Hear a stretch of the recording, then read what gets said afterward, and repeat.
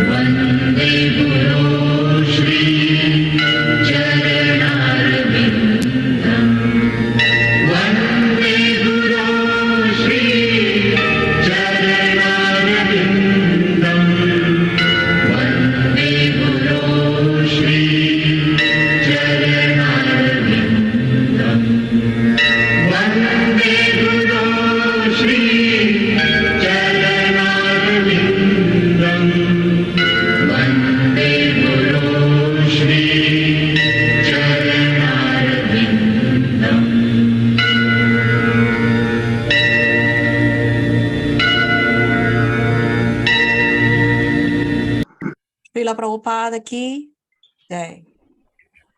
Jai.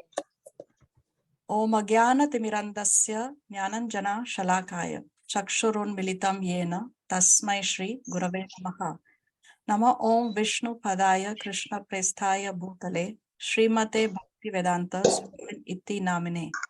Namaste Saraswate Deve Gauravani Pracharine Nirvishesha Shunyavadi Paschatya Deshatarine. He Krishna Karuna Sindhu Dina Bandhu Jagatpate Gopesha Gopika Kanta Radha Kanta Namoste Gaurangi Radhe Vrindavaneshwari Vrishabhanu Devi Pranamami Haripriye Vancha Kalpataruvyaschа Kripa Sindhuvya Evacha Patitanam Pavanebhyo Vaishnavebhyo Namo Namaha. Jai Shri Krishna Chaitanya Prabhu Nityananda Shri Advaita Gadadhar Shrivasati Gaura Bhakta Vrinda. Hare Krishna Krishna Krishna Hare Hare Hare Rama Rama Rama Hare Hare. Please repeat after me. Om Namo Bhagavate Vasudevaya. Om Om Namo Bhagavate Vasudevaya. Om Namo Bhagavate Vasudevaya. Om Namo Bhagavate Vasudevaya. Om Namo Bhagavate Vasudevaya. Om Namo Bhagavate Vasudevaya. Okay, so we would like to welcome. We have with us Sandra, Divya, Ranjit, Aja, Ayush, Disha Milwani, Kalpana, Anjali, Khushbu, Jagriti, Lal and Mehak Milwani, Bhumika, Manju. We have N.C. Venkatchari, Neelam, Ninad Mehta, Auntie Nisha, Pavani, Saket. Then my parents are there. I can see Ritu Lalwani, Vrinda Gopika Mataji, Auntie Neeta, and Venkatesh Prabhu. Okay. So, what did we see in the previous class? Yoga. Karma Yoga. Okay. So, what did we see in Karma Yoga? So do the prescribed duty, no? Yes, not Krishna, yes, Krishna is recommending that you do your prescribed duties. It is Okay. better than doing nothing. Aha. Right. Why? Because the mind has to be engaged. Yes. Very nice. So let's just recap quickly. The chapter begins with Arjuna asking, what do you want me to do? Please tell me decisively. because I'm bewildered by your equivocal instructions. So Arjuna wants to know, what do you want me to do? Jnana yoga or you want me to do karma yoga? So Krishna says that I have already explained this to you. In the previous chapter, Krishna has already explained. He has already given the answer to this question, because Krishna already said that you do both. How? You do karma yoga, but with jnana. You do your duty, but with the knowledge that you are not the body, you are spirit soul. So that is work with renunciation. Because in Arjuna's mind, these are two different things, but Krishna is saying you do both. You bring both together, bring jnana and karma together. This is Krishna's solution to this problem. Why? Because then Krishna says that by merely abstaining from work, you cannot achieve freedom from reaction. Why? Because Krishna is saying that we are all forced to act according to our nature. Each one of us has a certain nature, and according to the nature we have acquired, we have to work. We are forced to work. We cannot refrain from doing something even for a moment. Even if we are just sitting and breathing also, we are breathing, and by our breathing we are getting some reaction, isn't it? So there is no question of not doing anything at all. And Krishna warns against taking premature renunciation, because Krishna is saying, if you restrain your senses, but still your mind is dwelling on sense objects, then you are a pretender. Then he says you're a mithyachari. So he's warning against premature renunciation. One should take renunciation only when one is 100% sure that you can fill in your day with devotional activities. Pack your day with devotional activities. Suppose somebody decides that I want to take renunciation. He leaves home, leaves work, he leaves family, he goes to the forest. But then what is he going to do for 24 hours? He will chant for 2 hours, maybe engage in some reading for 2 hours. After that, what? After that, what's going to happen? Again, are we going to, again, is he going to spend time watching movies, watching cricket matches? So then what? The mind is still dwelling on sense objects. So Krishna is warning against premature renunciation. And then he's saying a person is far superior if he begins karma yoga without attachment. So this person is far superior than one who has taken premature renunciation. Because a person who takes premature renunciation, a pretender, is going to cause disturbance to the society, and it's also not good for him, because then old habits will come back and he would want to go back to doing what he was doing before. So therefore, Krishna is saying, perform a prescribed duty. That is better than not working. And then he gives a reason that for your physical maintenance also, you need to work. Now see, in 8, Krishna says, perform your prescribed duty. But in 9, what is he saying? He's saying, perform your prescribed duty for his satisfaction. So now Krishna has taken it a level higher. From 8 to 9, he goes a level higher and he says, do your prescribed duties, but for the satisfaction of the Lord. Because when you do something for the satisfaction of the Lord, then there is no reaction. See, he says, that way you will remain free from bondage. Then in 10 onwards, Krishna is talking about how when he sent forth men and demigods, he also sent the system of how the requirements or the needs of the living entities will be taken care of. Just as how parents, when they have children, they take care of the needs of the child, no? Education, food, shelter, clothing, everything else. So like that, even the Lord has taken care of our necessities. How? By the sacrifices. Here we have discussed the recommended sacrifices for each yuga. What are the recommended sacrifices for each yuga? Who remembers? Yeah. What is the recommended sacrifice for Sati? For Sati Yuga, it is silent meditation. Treta Yes. Yuga is for the fire sacrifice. Dwapar Yuga is the daily deity worship. Yes. And the Kali Yuga is the Harinam Sankirtan. Yes, fantastic. Very nice. This is the one solution for all problems. Yes, very nice. So we discussed how every yuga has its yuga dharma, and we discussed how it's difficult in Kali Yuga to follow the other 3 practices. Yes, it is followed to some extent even in Kali Yuga, but if you want to perfect it, it's not going to be possible in one lifetime. If you want to go back home, back to Godhead at the end of this lifetime itself, then we have to take up the recommended process for Kali Yuga. And we also saw Shastric evidence for the same in our previous class. Okay, then Krishna is talking about the system of cosmic cooperation, how the demigods are pleased by the sacrifices, and then they will provide us the various necessities of life. Then we discussed how we are indebted to 5 categories of people. Who are the 5 categories of people whom we are indebted to? Who remembers?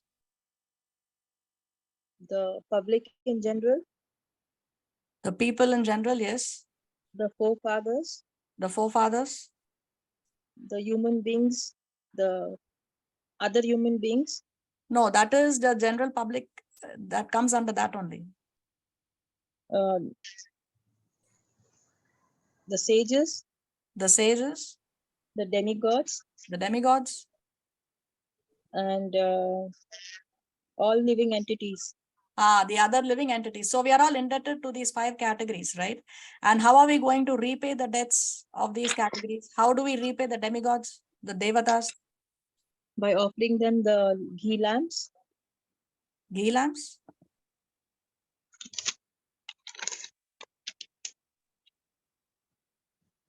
Offering ghee in lamps. the yagyas, in the Yagyas, fire. sorry. When we do fire Sorry. yagyas, then ghee Yeah. is, yeah. Then how do we repay the debt to the sages?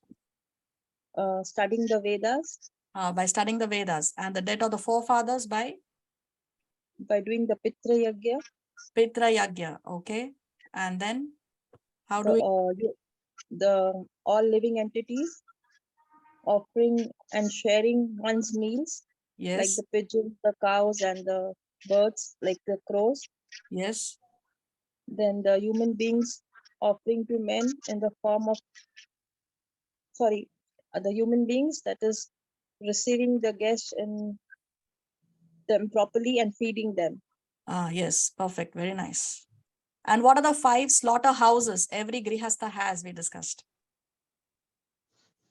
The pestle and the mortar, the broom, the water vessel, the heart, and the grinding stone. Yes. So each one of us, every grihastha has these 5 slaughterhouses. Now,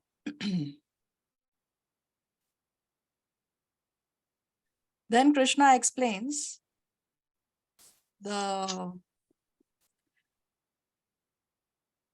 importance of offering our food.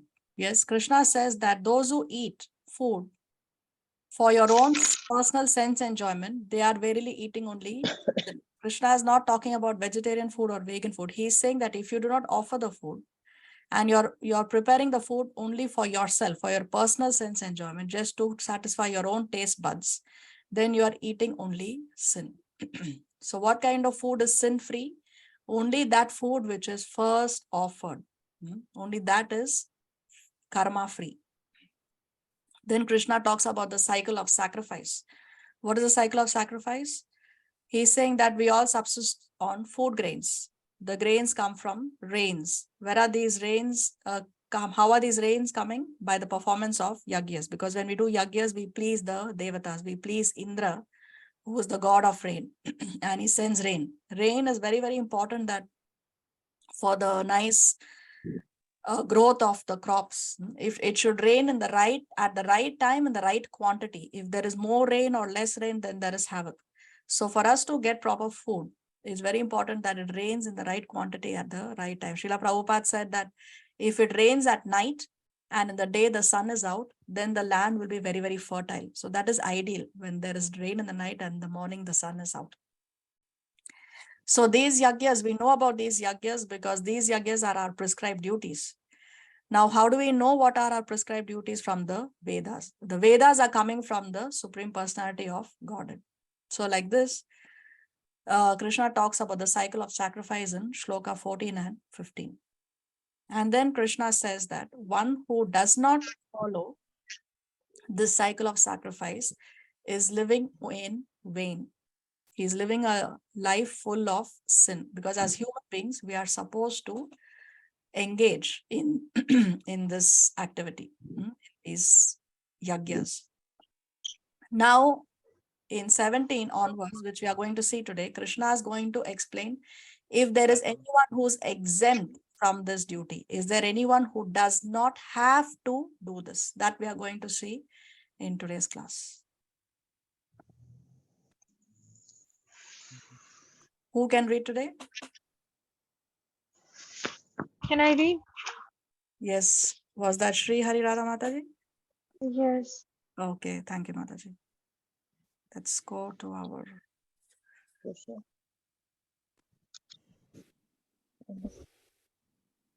Wait.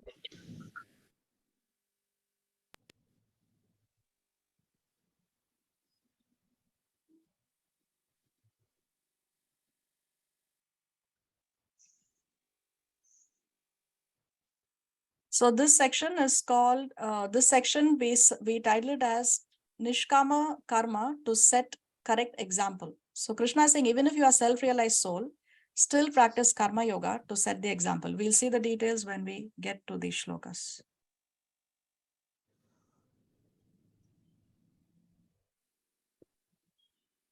यस्मात्मरतिरेव स्यात् आत्मतृप्तश्च मानवः आत्मन्येव च सन्तुष्टः तस्य कार्यं न विद्यते. Translation by Srila Prabhupada, Srila Prabhupada ki jai. But for one who takes pleasure in the self, whose human life is one of the self-realization, one who is satisfied in the self alone, only fully satisfied, for him there is no duty. Hare Krishna. So here Krishna is explaining who is exempt from doing the prescribed duties. Who is exempt? Krishna is saying that one who takes pleasure in the self, whose human life is one of self-realization. So a self-realized soul, one who is already purified, one who is internally satisfied, pleasure in the self, one who is internally satisfied, one who is already self-realized, then for him there is no duty. So one does not have to do his prescribed duty if you are a fully self-realized soul. Why? Because the reason one does these prescribed duties is for purification. But if one is already purified, one is already self-realized, then for him, one does not have to do these duties. So for a self-realized soul is exempt from doing his prescribed duties. Krishna is saying here. Mataji, what is self-realized soul? Self-realized soul is one who is 100% surrendered to the Lord, one who is 100% pure, one who has zero material desires, one who has the only desire of I want to please Krishna. That's his only desire. That's his only prayer. That is a self-realized soul, fully self-realized, a pure devotee. Okay. See, there are some Shastric evidences as well here. Chaitanya Madhya 22:1.40 Kamaya Tyaji Krishna Bhaje Shastra Agna Mani Deva Rishi Pitar Adhikera Kabhe Nahi Rini. Synonym Kama, material desire, Tyagi, giving up, Krishna, Lord Krishna, Bhaja, worship, Shastra, Gyan, the direction of the revealed scriptures, Mani, accepting Deva, demigods, Rishi, the great sages, Pitta, Pitir, Adhikare of the forefathers, and so on. Kabhu, at any time, Nahi, not Rini, the debtor. Translation by Srila Prabhupada, Srila Prabhupada ki jai. If a person gives up all material desires and completely engages in the transcendental loving service of Krishna as enjoined in the revealed scriptures, he is never indebted to the demigod sages or forefathers. Hare Krishna. So this verse from the Chaitanya Charitamrita shows, again, is saying the same thing that Krishna says. So what is this? Kama Tyaji, one who has given up his material desires, and Krishna Bhaje, one who is worshipping Krishna. And how is he worshipping Krishna? According to the injunctions of the Shastra. Then such a person is not Nahe Rini. He does not have any rin. He does not have any debt towards the Devatas, towards the Rishis, towards the Pitras, Adhikera, etc. So such a person is never indebted to demigods, sages, or forefathers. Why? Because when we give up material desires and we engage in the service of the Lord, then automatically we are pleasing all these different categories of people. We don't have to separately endeavor to please them. Just as how Prahlad, just on the strength of his purity, he was able to liberate 14 generations before him and 14 generations after him. A pure devotee, 100% pure devotee can liberate up to 100 generations before and after.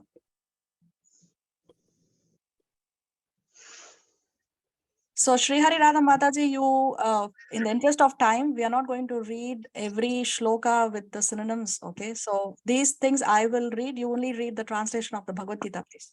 Yes, Because- Mataji, yes. Okay. So there is more evidence here. Sri Lord Chaitanya is talking to Sanatan Goswami and he says the same thing. If a person gives up material, oh, is this the same? It's the same. Here, from the Srimad Bhagavatam, Narada Muni is speaking this verse to Vasudev. Who is Vasudev? Krishna himself. Krishna himself. And Krishna's father is? Yeah, Vasudev and Vasudev. Vishnu. His father, my man. Vasudev is father. So Vasudev is the father and Krishna's name is Vasudev. Okay, so Yes, if there is a line on top of A, then we pronounce it as Vasudev. So Vasudev is Krishna, but here Vasudev is Krishna's father. So Narada Muni is speaking this verse to Vasudev. And what is he saying? O king, one who has given up all material duties and taken full shelter of the lotus feet of Mukunda, who offers shelter to all, is not indebted to the demigods, great sages, ordinary living beings, relatives, friends, mankind, or even one's forefathers who have passed away. Why? Because all such classes of living entities are part and parcel of the Supreme Lord. One who has surrendered to the Lord's service has no need to serve such persons separately. Who is Mukunda? Krishna. Krishna. What does that name Mukunda mean? The giver of liberation. The giver of liberation. So this is Narada Muni speaking to Vasudeva. And then we have Sutta Goswami, who is speaking to the sages of Naimisharanya. And he also says the exact same thing. He says, by regular attendance in classes on the Bhagavatam and by rendering of service to the pure devotee, all that is troublesome to the heart is almost completely destroyed. So see the potency, the power of pure devotional service. Everything that is troublesome is destroyed. Sutta Goswami is saying. Nashta prayeshu abhadreshu nityam bhagavata sevaya bhagavati uttama shloke bhaktir bhavati naishtiki. Usually before we start a Bhagavatam class, this shloka is recited because this shloka is glorifying the Srimad Bhagavatam. And then look what he says next. He's saying that, and loving service unto personality of Godhead, whose praise with transcendental songs is established as an irrevocable fact. Irrevocable fact. Once it's gone, it's gone. You cannot revoke it. It's like a transcendental mafia. You get into it by your own free will, but once you get into it, you cannot come out of it. It's irrevocable. So this is the potency of pure devotional service. Nothing is lost. And again here, can you identify the personalities on the screen? Who are these two personalities?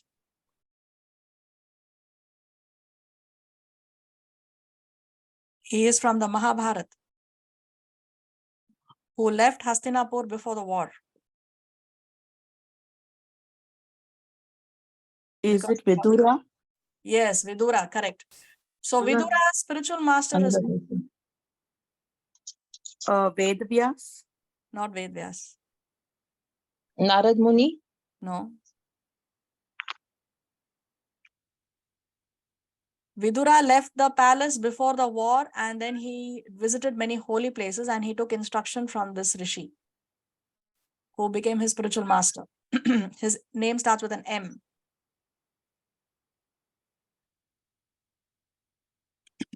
Okay, Maitreya Rishi. Okay, so Vidura's guru's name is Maitreya. So what is Maitreya Rishi saying? This is actually Vidura saying to Maitreya Rishi because he is inquiring from him. And then he says, for one who's anxious to engage constantly in hearing such topics. So see, it's very, very important to hear Shravanam and Kirtanam. No? Shravanam is the first of the 9 items of devotional service. We should hear from the right person.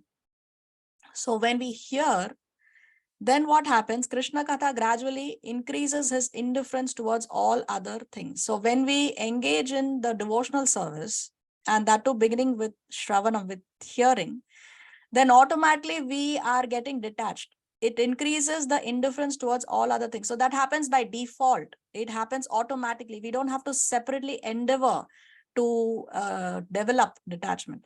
So what is he saying next? Such constant remembrance of the lotus feet of of Lord Krishna by the devotee who has achieved transcendental bliss vanquishes all his miseries without delay. So the progress is very quick, very rapid. It happens without delay. So he uses the word asu. Asu means without delay. So such is the potency of hearing Krishna Katha that all the miseries will go away very quickly without delay. So this is Bhakti Yoga is actually taking you on the fast track.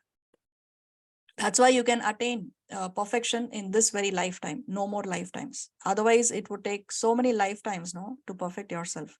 In the previous yoga, we heard about how Valmiki, it took him 60,000 years to perfect his life. More evidence. Can you identify the personalities on the screen? Narada Muni, and he's talking to his disciple.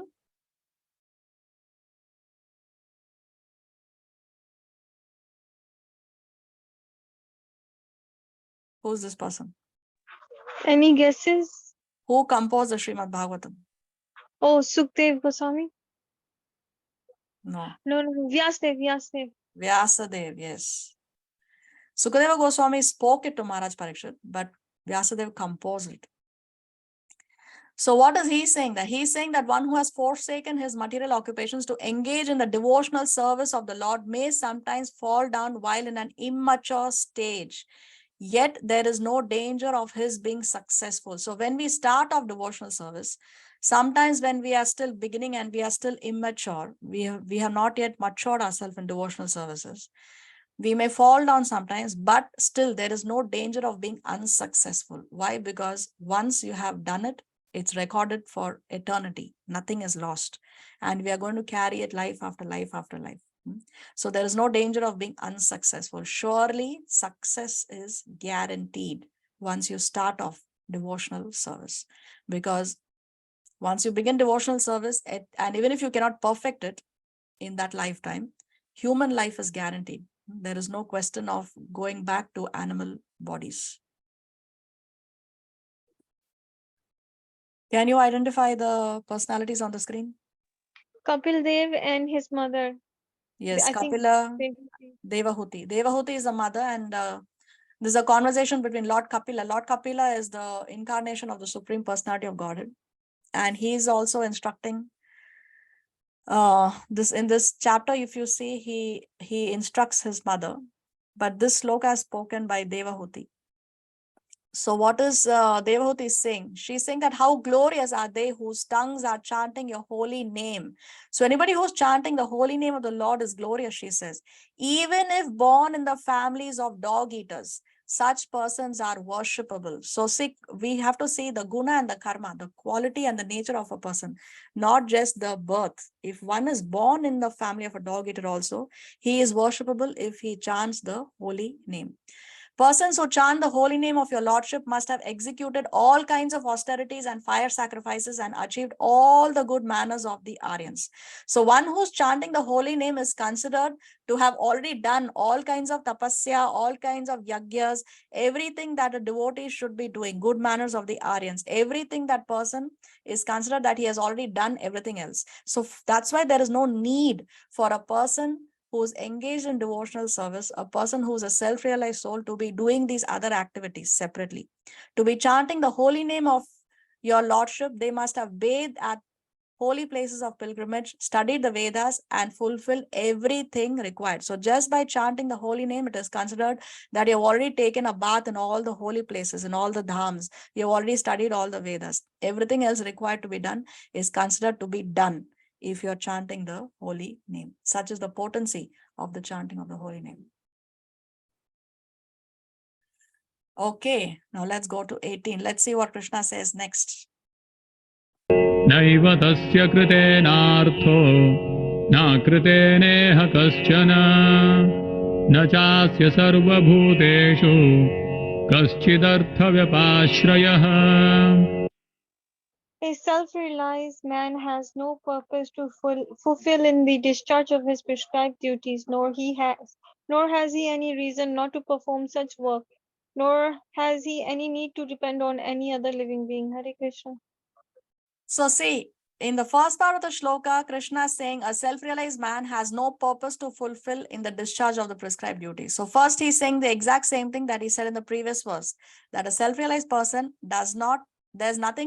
there is no purpose for him to fulfill in doing his prescribed duties, which is he's saying a self-realized man does not have to do his prescribed duties. But now immediately Krishna is twisting his statement. Now what is he saying? Nor has he any reason not to perform such work. So now he's saying that there is no reason for him to do prescribed duties. And then he says there is no reason for him not to do his prescribed duties also. So here Krishna is twisting his statement in the very same shloka. You understand, right? He's saying there is no purpose for a self-realized soul to fulfill by doing his prescribed duties. And then he says, and nor is there any reason why he should not do his prescribed duties. Now, why? Krishna is going to explain further. Let's see. 19. By तस्मादसक्तः सततं कार्यं कर्म समाचर असक्तो ह्याचरन् कर्म परमाप्नोति पुरुषः. Therefore, without being attached to the fruits of activities, one should act as a matter of duty, for by working without attachment, one attains the Supreme. Hare Krishna. So now Krishna is saying that you do your duty, one should act as a matter of duty without being attached to the fruits. Why? Because by working without attachment, one attains the Supreme. But one may argue that if one is a self-realized soul, that means he has already attained the Supreme, even if he may be in a so-called material body, externally speaking. He may be in the material world, but because he's a self-realized soul, he has already attained the Supreme, right? So one may say that, then why should I do my duty? Because Krishna just said that a self-realized person does not have to do his prescribed duties. So let's see what Krishna says next. कर्मणैव हि संसिद्धिम् आस्थिता जनकादयः लोकसङ्ग्रहमेवापि सम्पश्यन् कर्तुमर्हसि. Kings such as Janaka attain perfection solely by performance of prescribed duties. Therefore, just for the sake of educating the people in general, you should perform your work. Hare Krishna. So what's the reason Krishna is saying that even though you don't have to do it, you still do it? Even though a self-realized soul does not have to do his prescribed duties, still such a person must do his prescribed duties. Why? For the sake of educating the people in general. For that sake, a self-realized soul must still, even though he does not have to do it, he still must do it to set an example, for the sake of educating the people in general. Because actions speak louder than words. If a self-realized soul preaches that you must do this, you must do your duty, a Kshatriya should fight, a Brahmana should educate, etc., but he himself is not doing it, then people will get confused. Because actions speak louder than words. To teach people, to teach children also, we don't have to actually tell them verbally. If we just do what we want our children to do or what we want to preach to others, if we do it, then they will just copy what you are doing. So for the sake of educating the people in general, you should perform your work, Krishna is saying. And he's giving the example of Janak Maharaj. Who is Janak Maharaj? King of Mithila. He is the king of Mithila and he is the father of? Ram. Sita Mataji. Sita, yes, he is the father of Sita from the Ramayana, isn't it? So actually Janak Maharaj is the only one Krishna is mentioning the name of a third party who, as an example, he wants to give, as a positive example Krishna wants to give in the Bhagavad Gita. Janak Maharaj is the only person that Krishna actually mentions. Of course, in the beginning of chapter 1, he mentions other names, the warriors on this side and that side, etc. But as somebody who's setting an example, Janak Maharaj is the only name that Krishna mentions. So he must really like Janak Maharaj. Okay, so Janak Maharaj also, now Janak Maharaj is a self-realized soul, but he also did his prescribed duties to educate the people in general. So Krishna is saying that even though you don't have to, you still do it in order to set the example. See, Janak Maharaj is one of the 12 Mahajans, the 12 greatest authorities on the science of God. Who are the 12 Mahajans? Can you identify? Who do we have here? Brahma, Lord Brahma Narada, here. Shiva, Here, Char Shiva. Kumaras, Wait, Kapil hold on, one at a time. Lord Brahma here. Narad, Narad here. Shiva, Lord Shiva here. Char Kumaras, The four Here, here. Kumaras. The four The four Kumaras Kumaras. here. Kapila, Lord Kapila here. Vyasdev. No, Vyasadeva is not one of the 12 Mahajans. Okay.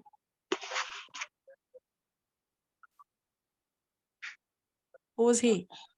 The word man comes from his name.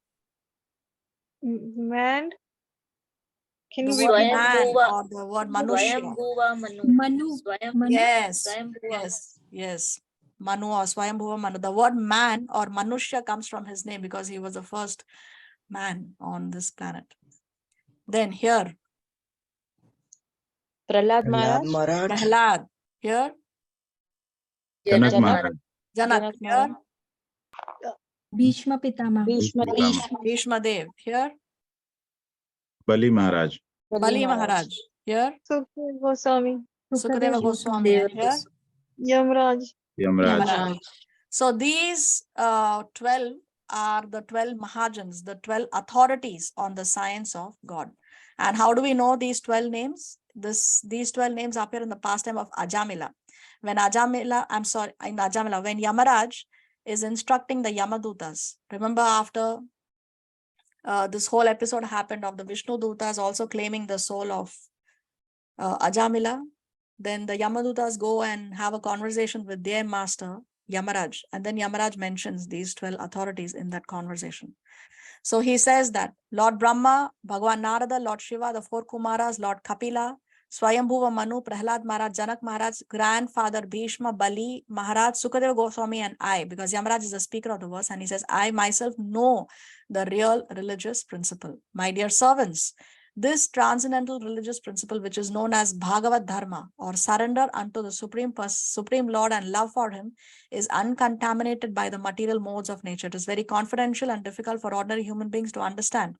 But if by chance one fortunately understands it, he is immediately liberated, and thus he returns home back to Godhead. So this is spoken by Yamaraj. Yamaraj is Dharmaraj. No? He is in a position where he has to punish those entities who are not following the rules and regulations. So obviously he's a judge, and he has to know the real religious principles. So he's also one of the 12 Mahajans.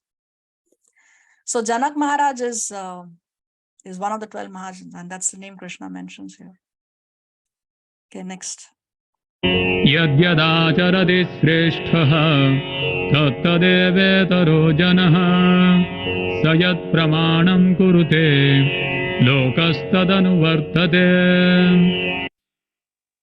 Whatever action a great man performs, common men follow, and whatever standards he sets by exemplary acts, all the world pursues. Hare Krishna.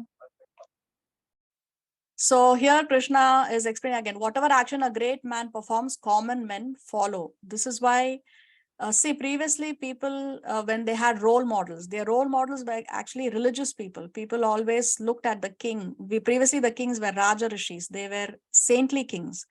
So the leaders, the kings, or saintly people, they were the role models of the society. Great personalities like Vyasadeva, all these 12 people, you saw Bhishma Dev, Yudhishthir, these were all the role models of the society.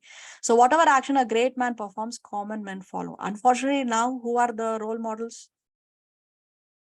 The film stars, TV stars, sportsmen, all these people have become role models, and people want to imitate them.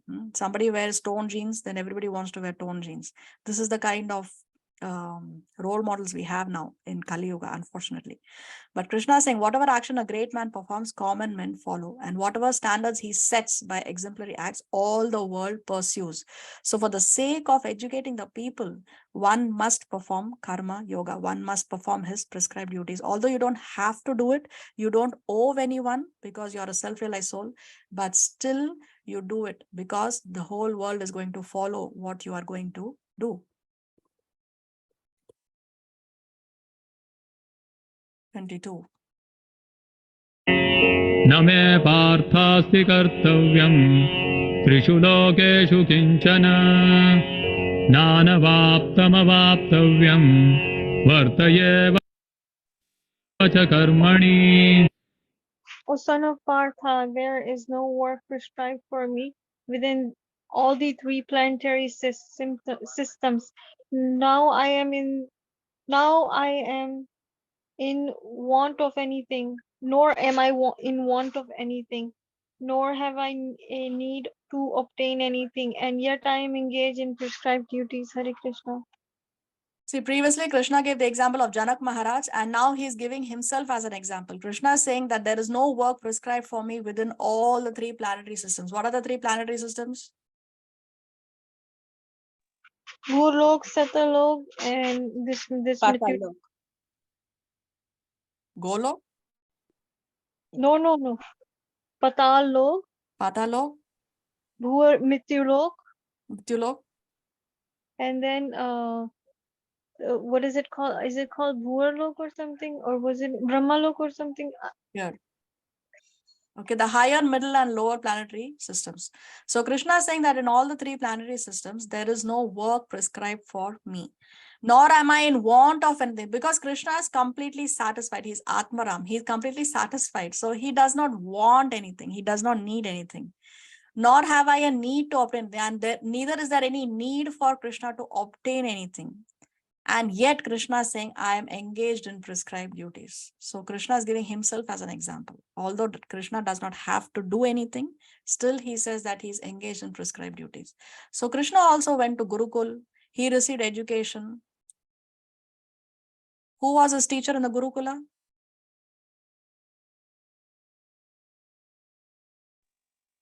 Sandipani Muni. Yes, Sandipani Muni. Very nice. Also, when he received brahmanas, this is Sudama, but Krishna, of course, he received Sudama by washing his feet, but whenever he received any Brahman in his house, he would receive him by washing his feet, because Krishna was living as a Grihastha in Dwarka, and this is how a Grihastha should receive a Brahmana. So he would receive the Brahmanas by washing his feet. He also performed his duties as a son. He released his parents from the prison of Kamsa. He would bring his father's slippers, Nanda Maharaj. Nanda Maharaj will tell Krishna, where are my slippers? So Krishna would bring his slippers on his head and give it to his father. Now, one should not think that, oh, Krishna is only a baby, so he doesn't know what he's doing. Krishna, even when it appears that he's a baby, he's still the supreme personality of Godhead. He's still the supreme controller. It's not that he does not know what he's doing, because that's how Krishna was able to kill Putana as an infant. Now, one may argue that Krishna did some things which would not be ideal to set an example. Sometimes people would say, can you think of something that Krishna did which would probably not set an example for the others? The Rasa dancer.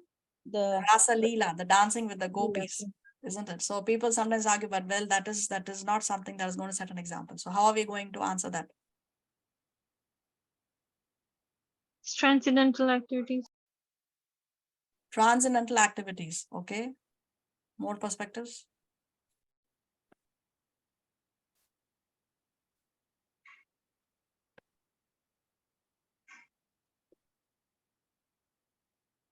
Krishna would expand himself and he would dance with each gopi. Yes. And he would make each of them happy, but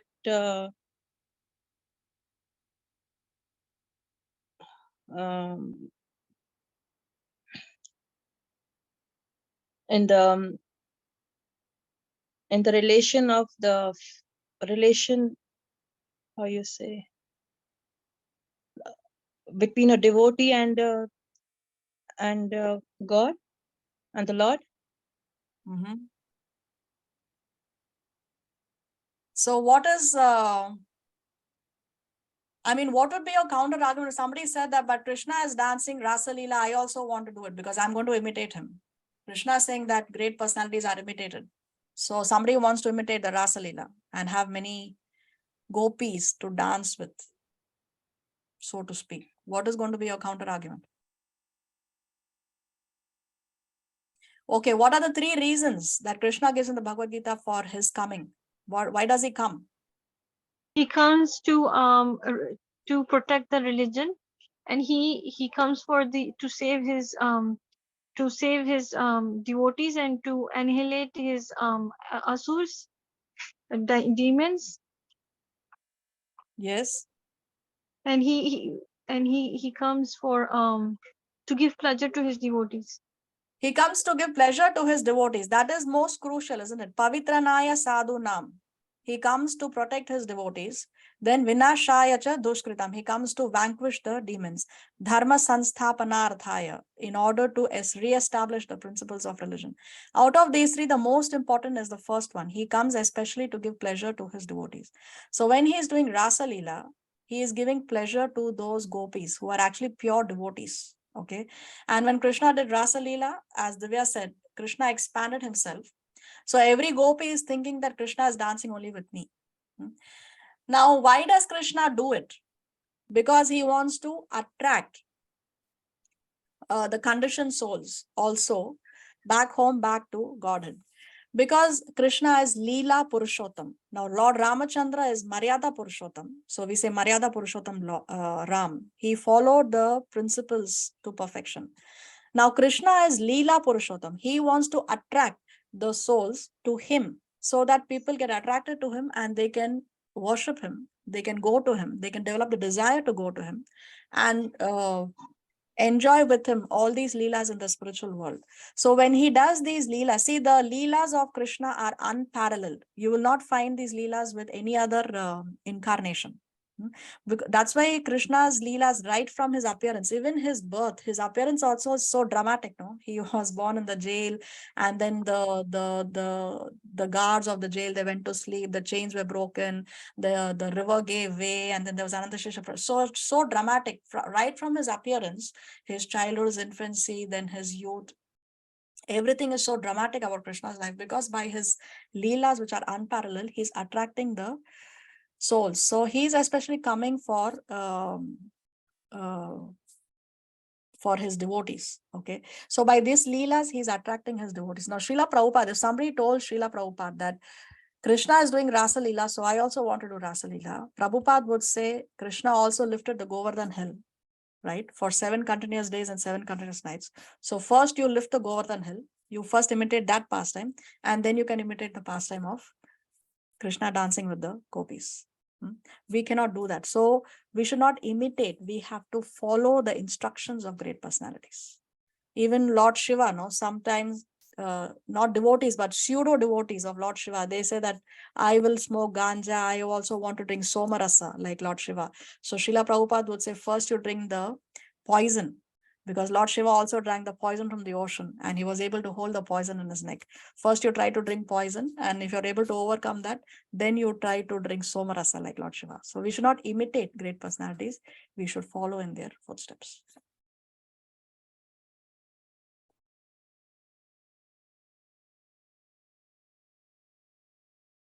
So here we have what we just discussed. See, the constitutional position of every living entity is in one of the 5 rasas. There are 5 relationships or 5 mellows in which a devotee can connect to Krishna. 5 rasas, it's called.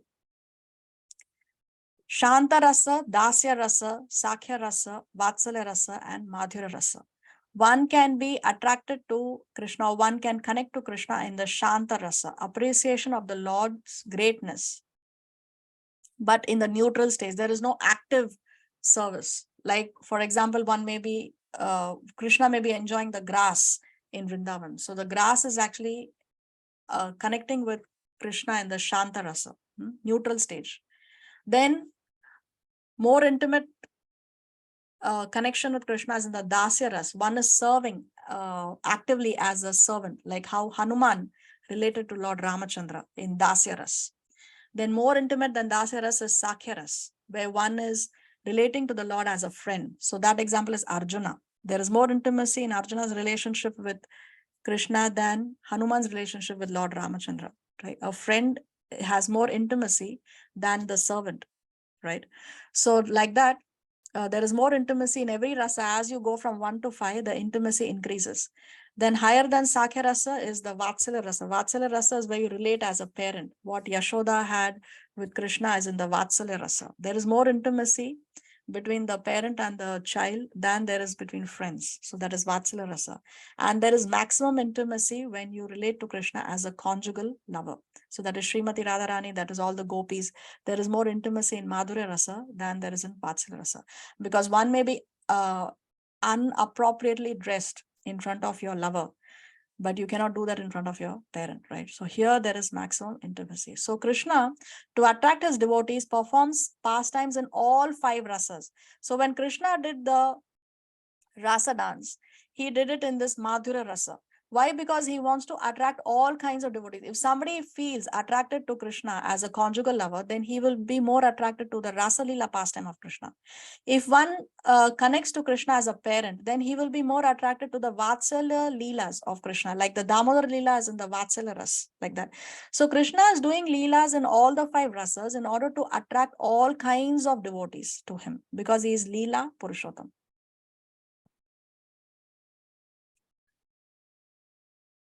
Let us skip this. We'll keep that for the next class. Now let's go to the next shloka here.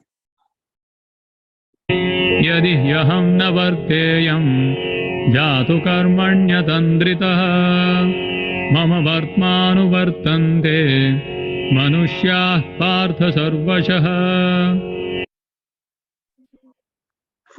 For if I ever fail to engage in carefully performing prescribed duties of Partha, certainly all men would follow my path. Hare Krishna.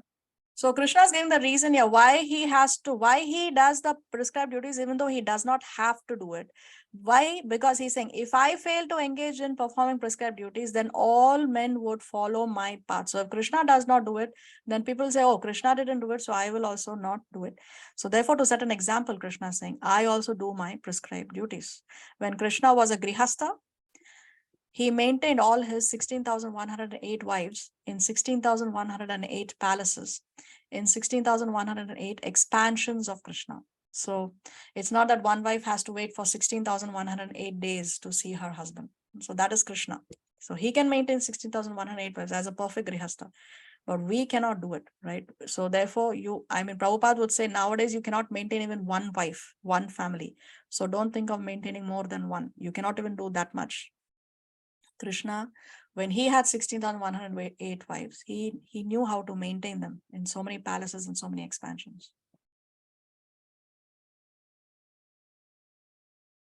उत्सीदेयुरिमे लोका न कुर्यां कर्म चेदहं शङ्करस्य च कर्तास्याम् उपहन्यामि मः प्रजाः. If I did not perform prescribed duties, all these worlds would be put to ruination. I would be the cause of creating unwanted population, and I would thereby destroy the peace of all living beings. Hare Krishna. So Krishna is saying, if I did not perform prescribed duties, then the world would be put to ruination. Everything will be ruined. And he would be the cause of creating unwanted population. And therefore, he would destroy the peace of all living beings. Now, who remembers Arjuna's 4th reason not to fight the war?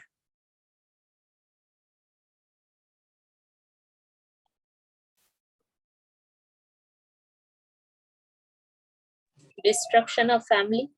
Destruction of family traditions or creating unwanted population, Varna Shankara, isn't it? Arjuna said that if I kill all these great personalities, if I kill these leaders like Bhishma, Drona, and all our superiors, then all the family traditions will be destroyed.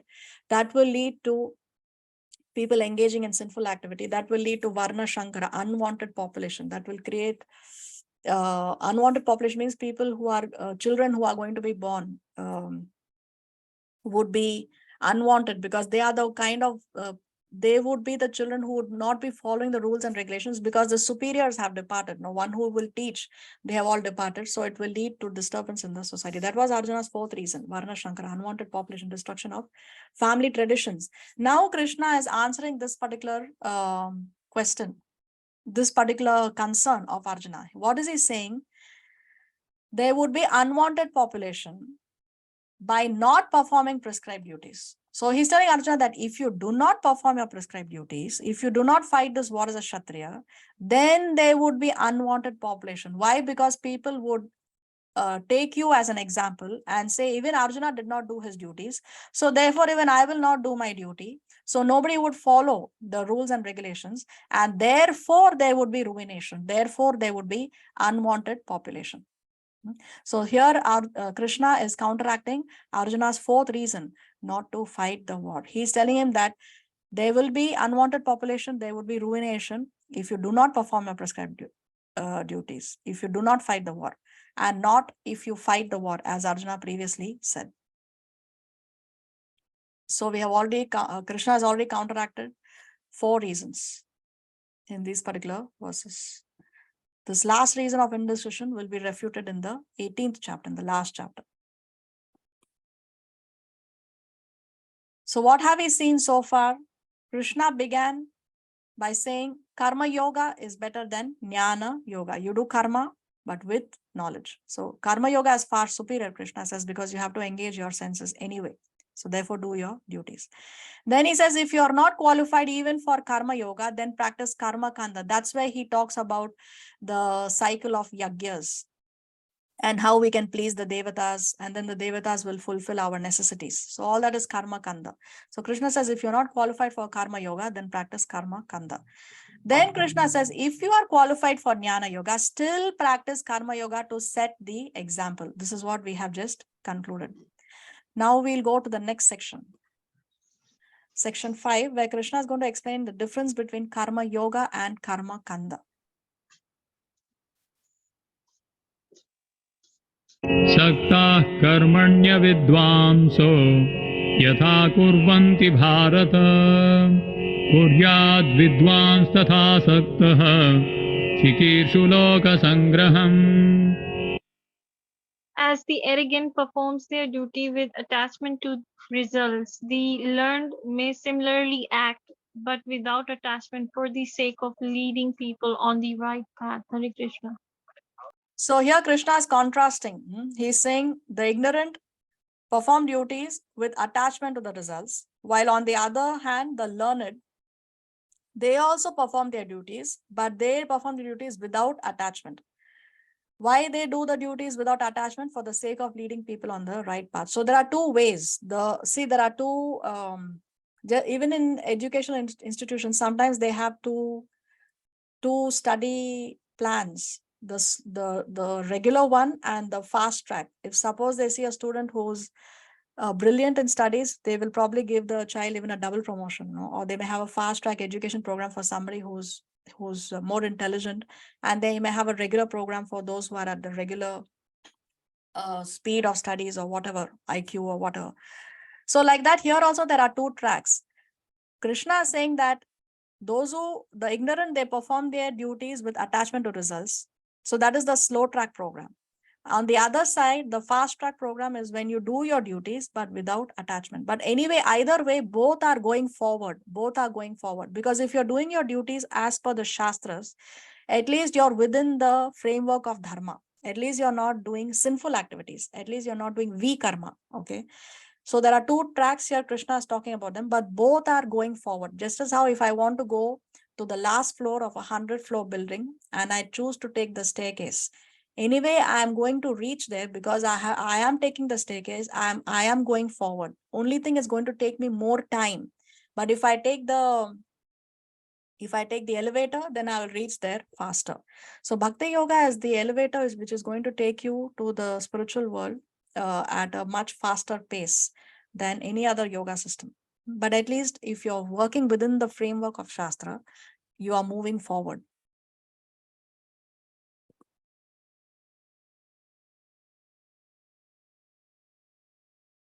न बुद्धिभेदं जनयेत् अज्ञानां कर्मसङ्गिनां जोषयेत् सर्वकर्माणि विद्वान् युक्तः समाचरन्. So as not to disturb the minds of arrogant men attached to the fruitive results of prescribed duties, a learned person should not induce them to stop work. Rather, by working in the spirit of devotion, he should engage them in all sorts of activities for the gradual development of Krishna consciousness. Hare Krishna. See, Krishna, he's so merciful here. What is he saying? He's accommodating even those people who are not agreeing to his recommendation. So what is Krishna talking about here? He's talking about people who's of ignorant men. Because if somebody is spiritually uninformed, he's spiritually not educated. And somebody who is still attached to the fruitive results, somebody who's still materially attached. So somebody who's spiritually uninformed and materially attached, what about those categories of people? They are the ones who are not going to follow, or they don't want to take the advice that Krishna is giving. What is Krishna saying? That we should not induce them to stop work.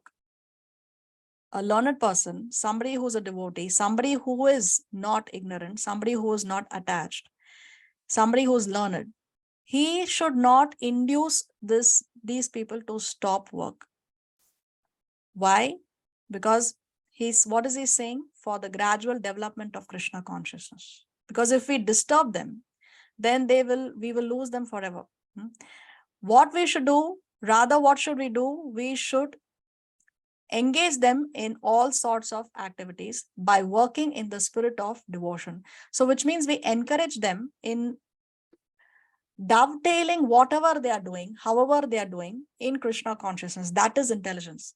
See, Srila Prabhupada was very, very expert in this. Actually, if you see, if somebody was very good at painting, Prabhupada would encourage the person, oh, you're a wonderful painter, why don't you paint this? So, like that. Let's say somebody is a very good guitar player, or somebody is very good at cooking.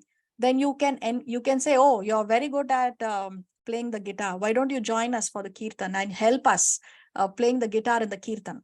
So like that, you're encouraging the person to do the work that he likes to do, that he loves to do, that he's passionate about, but you're dovetailing it in the service of the Lord by telling him that we need you at the kirtan. Please come and play for us at the kirtan. So like that, Krishna is saying, do not disrupt the minds of ignorant men attached to fruitive results of prescribed duties. Do not disturb them. Do not disrupt their minds. If we tell the person, what is this nonsense are you doing with the guitar? So then you're going to lose the person forever. So Krishna is even encompassing people who are not agreeing to his instructions. He wants to take them in also, and he's giving instructions how we should deal with such people. So instead of discouraging them, we should engage them in all sorts of activities. Just encourage them to do whatever they like to do, appreciate them, and then use that in the service of the Lord. That is intelligence. See, standards are for inspiration, not for condemnation. We should not condemn somebody. Whatever talent they have, we can inspire them to use that positively in the service of the Lord. Break people's misconceptions. Don't break people. If we just tell somebody that this is nonsense, what are you doing? This is not going to take you anywhere, then it will break them. But we want to break their misconceptions. Don't be so concerned about others' future destination as to be cut off from their present emotion. See, at present, they are passionate about what they like to do.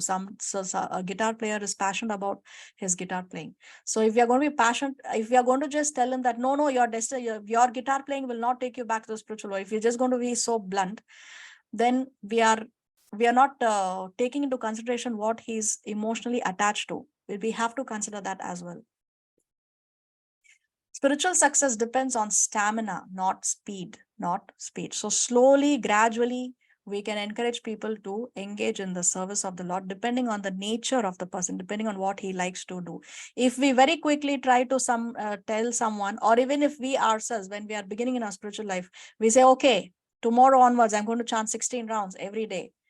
But if we cannot maintain it, then we cannot progress nicely. We have to have stamina, every day determination, this number of fixed rounds, and then slowly we can increase our stamina. We can go from 0 to 1 to 2 to 3, like that, come to 16.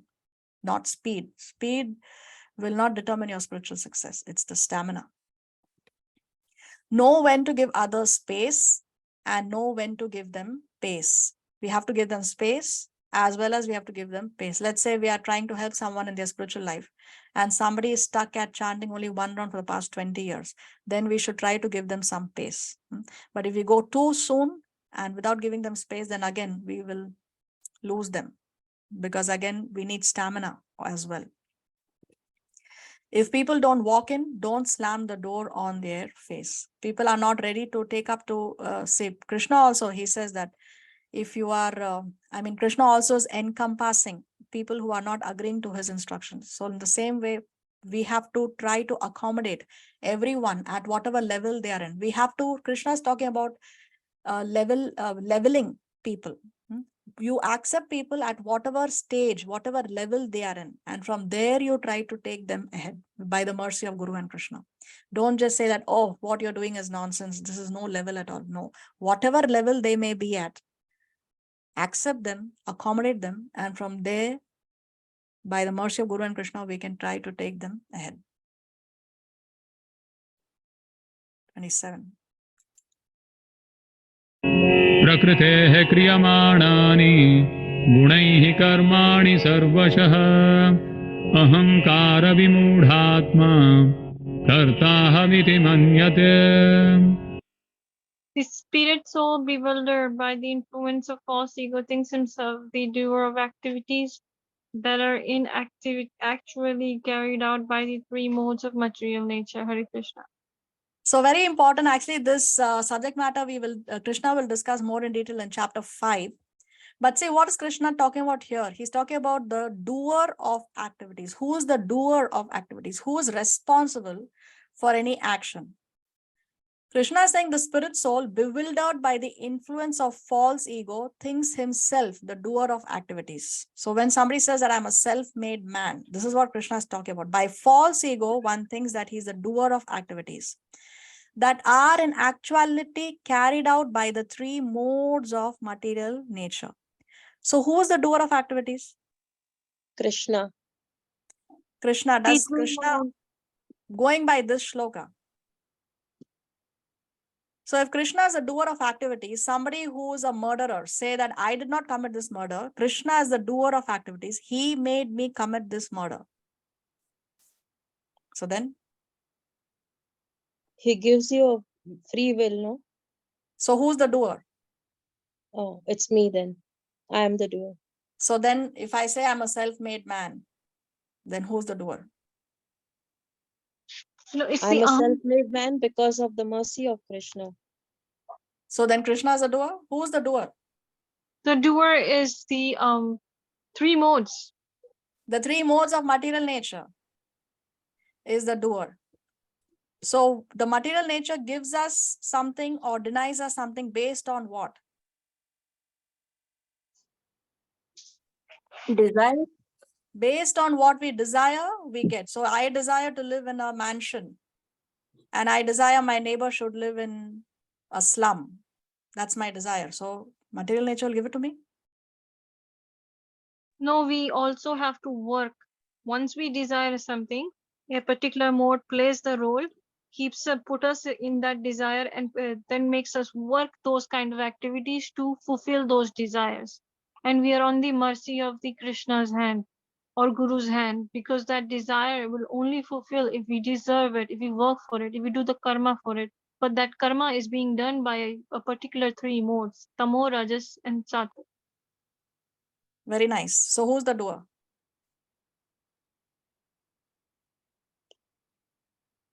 Who is the doer is the question.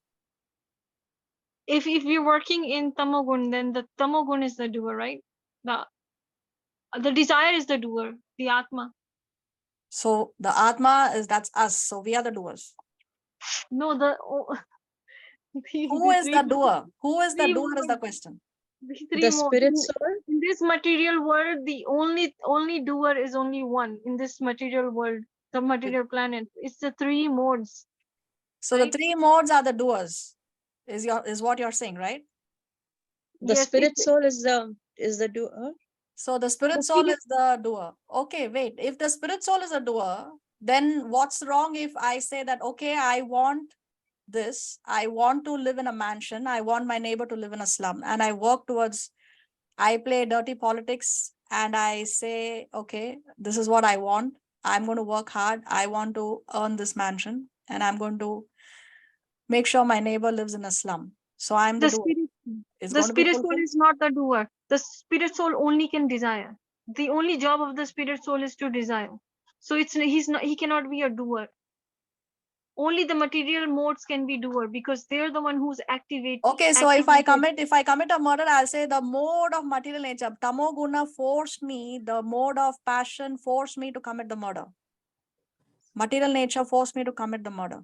The rajoguna forced me to commit the murder. So it's not my fault. It's our karma. It's our free will.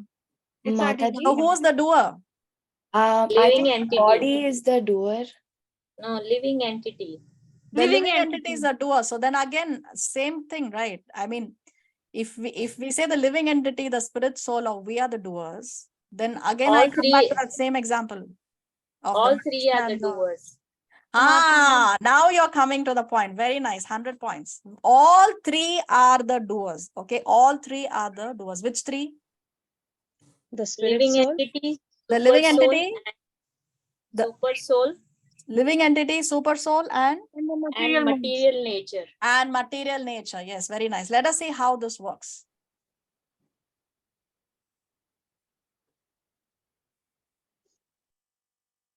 See, it all begins with the living entity desiring. And then what happens? Material nature facilitates. So when we desire something, material nature will facilitate it to us. And the Paramatma or the Lord has to sanction it. Now, if I don't desire something, material nature will not facilitate it to me. And for material nature to facilitate it, the Lord has to sanction it. If the Lord does not sanction, material nature cannot facilitate. Material nature will facilitate only when the Lord can sanction. And the material nature will facilitate that which the living entity desires. So if somebody is committing a murder, material nature is giving the opportunity, facilitating it to commit the murder. And the Lord is sanctioning the action. But he cannot blame the Lord. He cannot blame material nature because it began because the living entity desired it in the first place. Okay. So he cannot say that. And if somebody says that I'm a self-made man, but he also has to understand that material nature facilitated it and the Lord has sanctioned it. That's why a person was able to be successful. Maybe somebody's a successful businessman or somebody is successful becoming the president of the country or whatever, or he's the CEO of a big organization. The Lord has to sanction it. Without the Lord sanctioning, even a leaf cannot turn even to 5-degree angle. Now, living entity desires, that's the law of attraction. We have desires. We have to, what we have to do is we have to convert our material to spiritual desires. But anyway, so living entity desiring comes under the law of attraction. Now, material nature facilitates, that comes under the law of karma. We should also have the karmic backing for that desire to be fulfilled. If I have the desire to live in a mansion and I have a lot of punya karmas, so the material nature will facilitate. But if I don't have that kind of punya karmas to get a mansion, then material nature is not going to give me that facility. But of course, the Paramatma, he sanctions or he disapproves of whatever we want, depending, and that works on the law of love. because the Lord can override the law of karma and also the law of attraction. The Lord, when we surrender to the Lord out of love for those who have surrendered to him, he can override the other laws. He can override the law of karma. He can also override the law of attraction. I may desire a mansion. I may have the good karma to back it, but the Lord, out of his causeless mercy, out of his love, he knows that this is not good for my spiritual life because I may not be able to handle it. Therefore, he may say, even though you deserve it, even though you have the karmic backing, I will not give it to you. On the other hand, I may have the desire to have a mansion, but I want to use the mansion in the service of Krishna. Just as how we know George Harrison, he donated his mansion to ISKCON, and that is now a temple in the UK. So one may have the desire, I want the mansion, but even though I may not have the karmic backing for me to have that mansion, the Lord may still, out of love for his devotee, decide to sanction it. So actually all three are the doers: Paramatma, material nature, and living entity. The Jiva, Prakriti, and Paramatma. All three are the doers. So based on this statement from Bollywood that says, कहते हैं अगर किसी चीज को दिल से चाहो तो पूरी कायनात उससे तुमसे मिलाने की कोशिश में लग जाती है. Translation: it is said that if you want something from your heart, then the whole universe tries to make it meet you. It's true or false? Is Bollywood giving you the right message here? True. True. Huh? It's true? True. True. Okay. Anybody else wants to give their perspectives? What does it mean? What he's saying? Kainat or whatever. Kainat is material nature, the universe. So he's saying that the only material nature gives us whatever we are needing. So that's false because Krishna does. He's saying Krishna- that if you desire something, then material nature will give it to you. That's what he's saying here, right? If agar But that- kisi cheez ko dil se chaho, so if you have that burning desire, then he's saying material nature will give it to you. The statement is false because you just said right now that three of us Exactly. makes it happen. Yes, And it he's is just saying false. that Exactly. two of us makes it happen. Exactly, So it's yes. false. Jai Ho. So material nature has much better things to do than to fulfill the desire, burning desire of all living entities. First of all, we have to have the karmic backing for it. And two, the Lord has to also sanction it. So this statement is false. Okay, it sounds very good, sounds very romantic, but it is false. It is not in tune with what Krishna says. So here you have, we living entities are under the control of material nature, but above material nature is the Supreme Lord himself. So he can override this. 28. तत्त्ववित्तु महाबाहो गुणकर्म विभागयोः गुणागुणेषु वर्तन्त इति मत्वा न सज्जते. One who is in knowledge of the absolute truth, Almighty Arm, does not engage himself in the senses and sensing gratification, knowing well the differences between work in devotion and work for fruitive results. Hare Krishna. So here Krishna continues his contrast between karma kanda and karma yoga. And what is he saying here? One who is in knowledge of the absolute truth, he does not engage himself in the in sense gratificatory activities because he knows the difference between work and devotion and work for fruitive results. Work and devotion is karma yoga, because yoga means, when the word yoga comes, means there is some desire to serve the Lord, to be one with the Lord, to be with the Lord. So work and devotion, karma yoga, and work for fruitive activities is karma kanda. So one who has knowledge, one who is knowledgeable, he knows the difference between these two, and he therefore does not engage himself in sense gratificatory activities, Krishna is saying.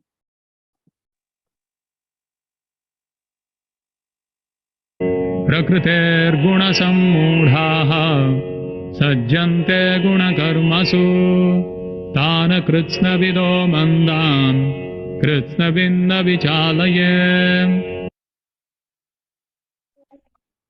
Bewildered by the modes of material nature, the arrogant fully engage themselves in material activities and become attached.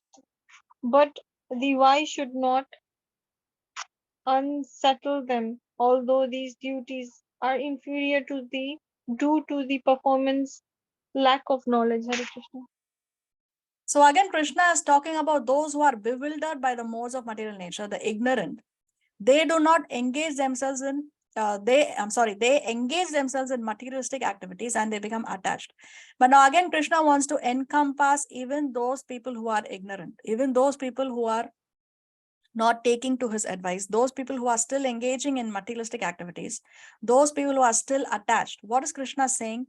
Do not unsettle them. The wise should not unsettle them. Do not disturb them. Krishna is saying, do not disturb them. Just let them be. Although these duties are inferior due to the performer's lack of knowledge. So although they are engaging in inferior work, because they don't have the proper knowledge, Krishna is saying, do not disturb them.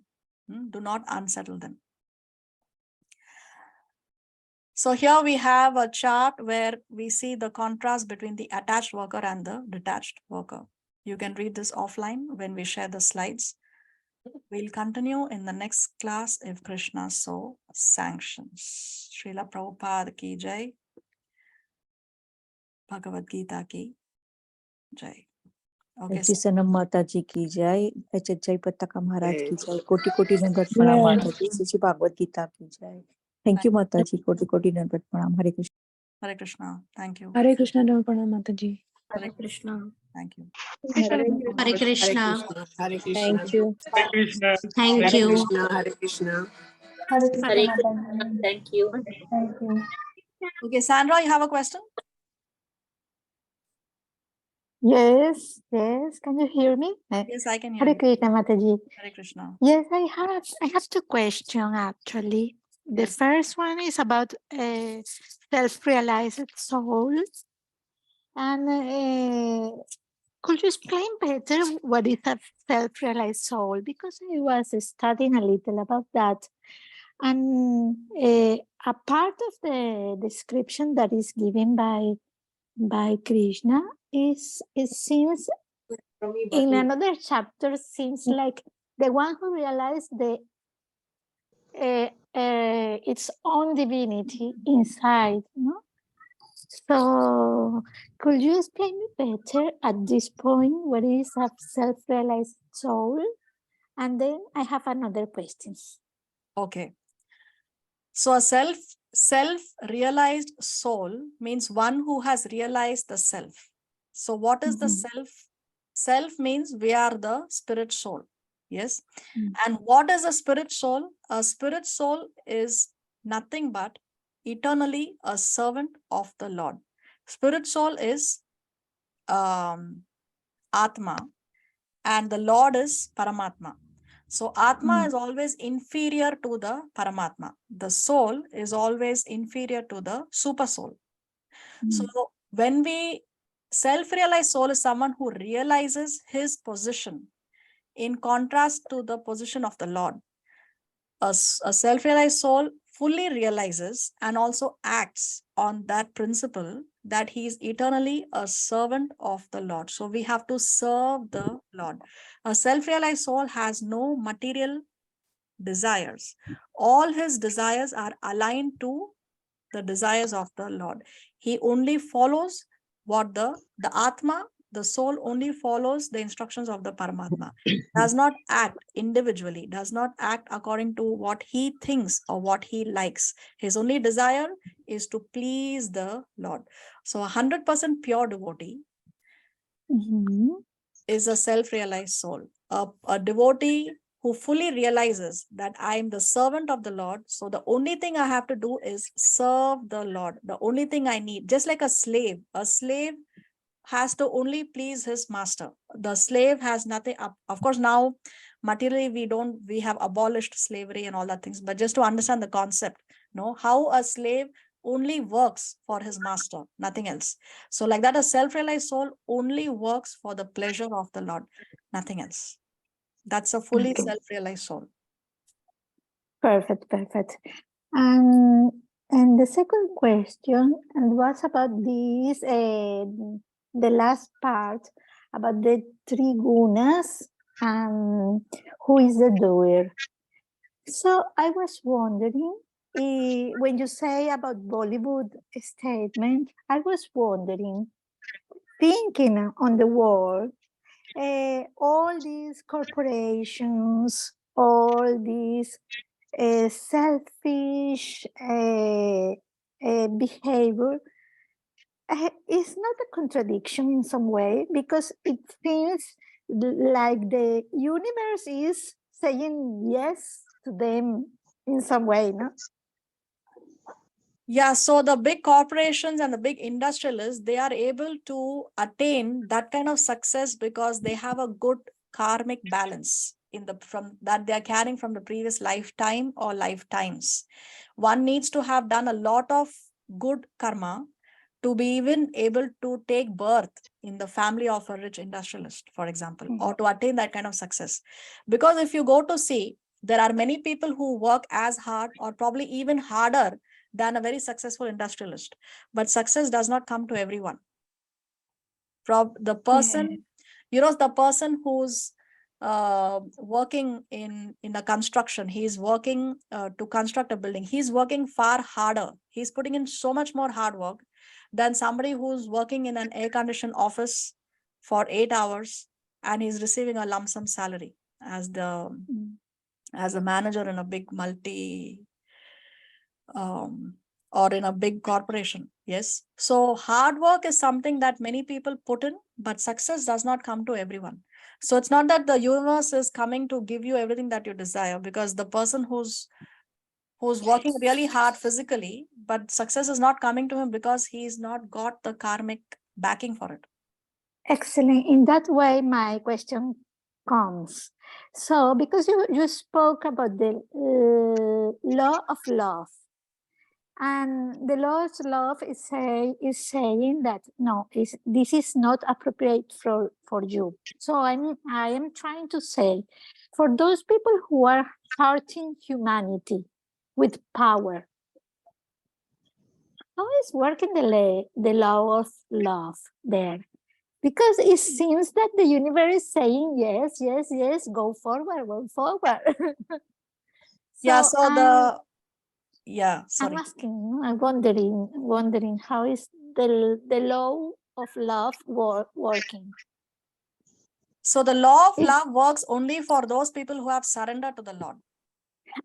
Only for devotees. Exactly, yes. Okay. Krishna will interfere with the law of karma only when we surrender to the Lord. Because we have to desire it. We want the Lord to help us. Sometimes a devotee is so helpless. No, he says, "My Lord," like Arjuna was in such a bewildering situation. But when he surrendered to Krishna, then Krishna helped him. Krishna didn't help Arjuna before he surrendered, isn't it? Before Arjuna could say that, "Please instruct me," then only Krishna started to instruct him. Before that, Krishna did not instruct him. So only when we surrender to the Lord, then the law of love comes into action. Okay, this is perfectly clear now. So only if we are devotees, we can aspire to the intervention of the law of love. Exactly. Otherwise, it's only law of karma, action and reaction. Exactly. Yes. Perfect. Okay. Thank you, Saira. Hare Krishna. Thank you. Hare Krishna. Hare Krishna. Okay, what else do we need to discuss? Mataji, I have a question here. Yes. That means a devotee who's chanting his daily 16 rounds or more than that, he surrenders to Krishna. He doesn't face any problems. His material, because I saw a reel of Prabhupada and he says if you chant your 16 rounds daily, all your material needs will be taken care of.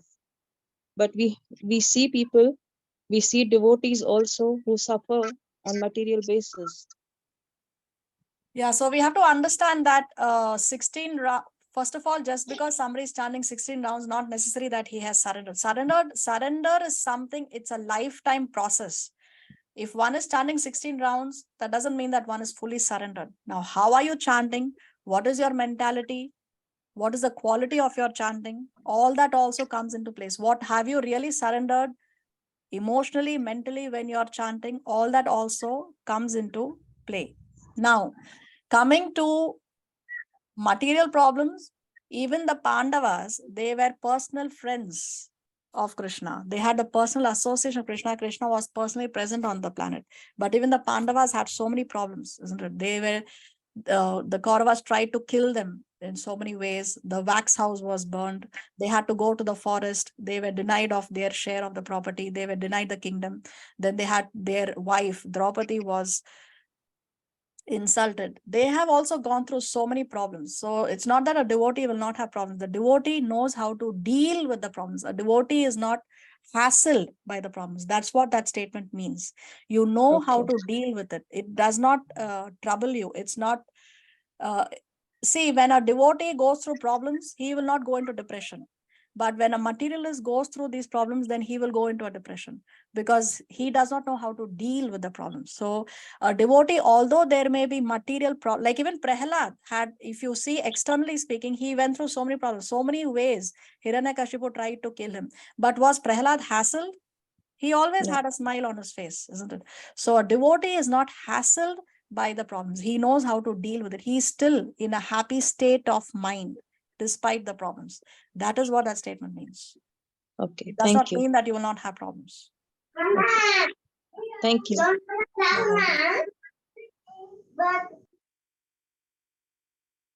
What else do we need to discuss? The next week we will be finishing our third class. I mean the third chapter.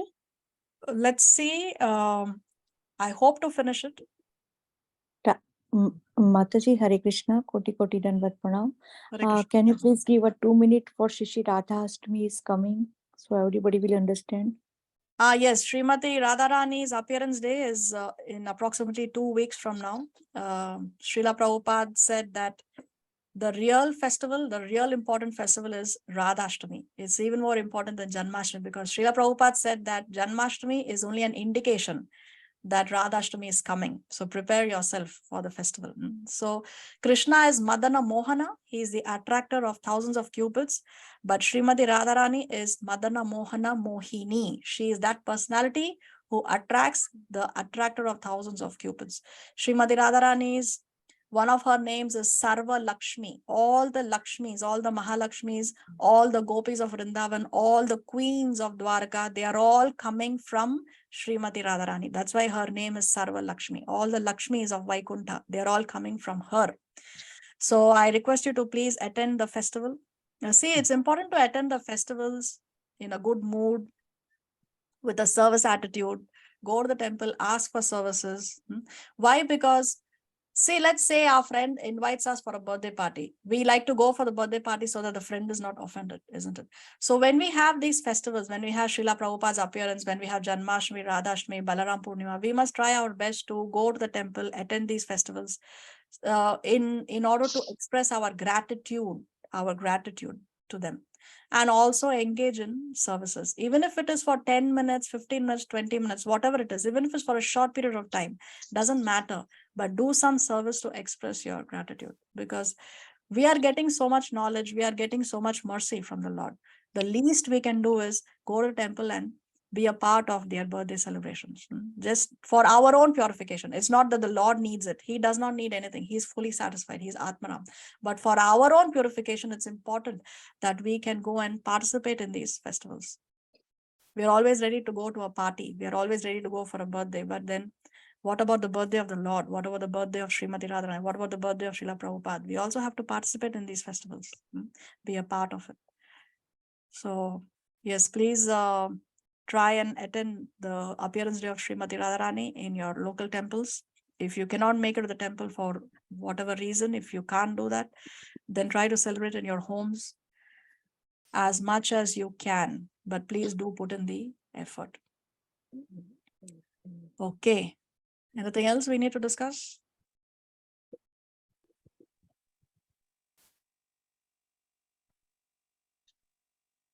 All right, then on that note, we'll come to the end of today's session. Thank you all very much for joining. Vancha kalpatarubhyascha kripa sindhu vevacha Vaishnavebhyo namo namaha. Shri Srimad Bhagavad Gita ki jai, Panchaparna Srila Prabhupada ki Jai. Ji Shanam Srinam Mataji ki jai, Jai Pataka Maharaj ki jai. Shri Shri Bhagwat Gita की जय। Thank you माता जी, कोटि कोटि दंडवत प्रणाम। हरे कृष्ण, दंड प्रणाम माता जी। Thank you. Hare Krishna.